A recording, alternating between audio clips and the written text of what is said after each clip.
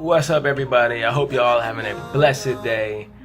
I just like to share some words of the wise with y'all. If y'all know me, at Frida West on Instagram, on Twitter, at CJ Frida West. You know I'm about spreading this conscious movement to get society to move in a place where all of mankind can move together and not just everybody have stagnant thoughts over here. The whole focus of being human. I mean, we say we're different races, we say we're different nationalities, we say we're different, colors, say we're different from different areas. It don't matter.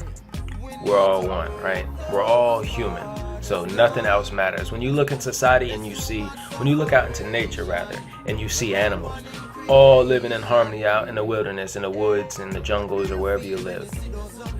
Every animal can live in unity and peace with each other. So I don't understand why we can't do so much of the same.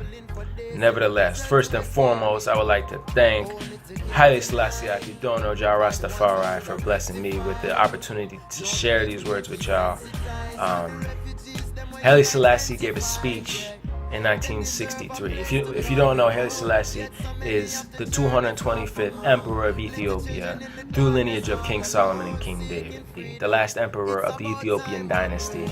He comes from a reign of intelligence and being a descendant of King Solomon. King Solomon is the smartest man to ever walk the earth, so say in the Bible, so said God. So who am I to say otherwise? Anyway, he led the African nation to unity, and he spent his entire time on the throne into unifying a country that spoke multiple different languages and brought education and a whole heap of things to this place in Africa, which became the center of Africa. It became the face of Africa. Ethiopia back in the day, and still today, Addis Ababa is still the capital of Africa. So Rastafari Haile Selassie I the First gave a speech in 1963 on global unity. This speech became most popular when Bob Marley wrote a song, War, on it. And in the beginning of the song, he says, "Until the philosophy, which holds one race superior and another inferior, is finally and permanently discredited and abandoned." That's part of the song that Bob Marley wrote in the liking of the speech that Haile Selassie gave. The speech is about 15 minutes long, so obviously there's a lot more than that. But anyone, I would encourage you, I'll actually put that link in the description to anybody that's actually interested in looking at it and getting the whole picture. But nevertheless, there's this one section that I really like to break down. He starts off by saying, "Problems that confront us today are unprecedented. They have no counterpart in the human experience. Men search the pages of history for solutions, for precedents, but alas, there are none to be found. This is the ultimate challenge, where we have to look for our survival for answers to questions which have never been asked before. We must look first to the Almighty, who raised man above the animals and given us intelligence and reason. We must put our faith in him, and he will not desert us or permit us to destroy mankind, which he created in his image. We must look to ourselves, to the depths of our souls. We must become something we had never been, to which our education, experience, and environment have prepared us for. We must become bigger than we have ever been, more courageous, greater in spirit, damper in outlook. We must become members of a new race, overcoming petty prejudice, owing our ultimate allegiance not to nations, but to fellow men in the human community." Now, that was the end of the speech. Like Haile Selassie said, we have to take our education and experience and the environment. All three of those things prepared us to be where we are. So everyone has a different environment. Everyone has different experience and education. So we're all coming from different backgrounds. So with knowing all that, we have to be able to respect each other's positions, no matter where you come from. The country, no matter where you come from. We can't pledge allegiance to a country, stick a flag in it and call it our own. But who created the land? It don't make sense to me, because when Europeans came here to address the Native Americans, they understood that they had to live in harmony with the land. They understood that the land wasn't theirs. But then the European tried to buy the land from them. And they say, no, you don't understand. This land isn't ours. You can't buy it from us.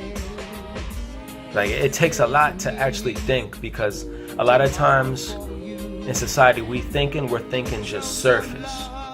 But there is a much deeper meaning to understanding that the land is not ours. Like, there's so many things that are man-made, or whatever, we created. The land isn't one of them. They're not going to make any more land.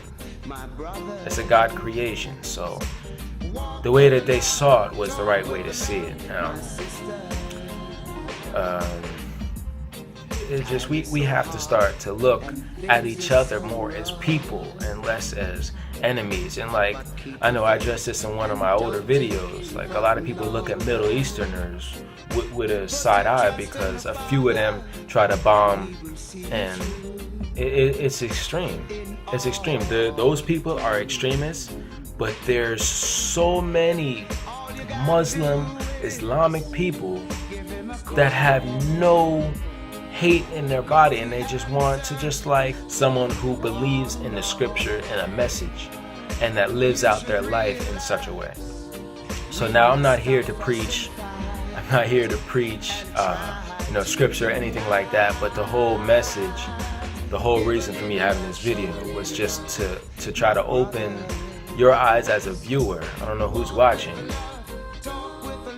to realize that we have to start living in unity with people. We have to start treating people better. When we're driving behind people and they're going slow, we don't have to go all nuts. We've become so distant as society. So anyway, just I don't want to drag this out too long, but I hope y'all are having a blessed day. I really do. I hope y'all understand where I'm coming from, and we have to give thanks for everything, because we could be in a much worse place. We could be in a much more place. You have to live life humble. The arrogance and all this and chasing the money and all this, like, it's no problem to want to be successful, but success and money are two different things. It's not wrong. I'm not saying it's wrong to want to chase the bag, because by all means go do it, but what you do with that is what matters. Invest in these black-owned companies, invest in nationalities, these small businesses, because they need our support. They need our support because these big companies, Amazon and Walmart, they're coming to trot over everything, and they're not giving nothing back to the environment. They're not giving nothing back to the people. They're just take. You understand? Look at Apple. So many people love to have Apple, but one, y'all just found out what they're doing with their updates, and they're screwing y'all. Two, you're paying a crazy amount of money for the phone. They just became the first $1 trillion company. So guess how much of that we're gonna see back in our neighborhoods. Look at the NFL. I ain't watching go ahead, Colin Kaepernick, because he's doing something. He gave up his career to fight for our rights. I hope y'all have a blessed day. Wishing you all prosperity and growth. Give thanks to your situation, because it can be much worse. There are plenty of people in the whole world that are in much worse situation than we are in this here. So, much love, peace and respect. Fight for your rights, fight for your life. Step we have to step it out a room.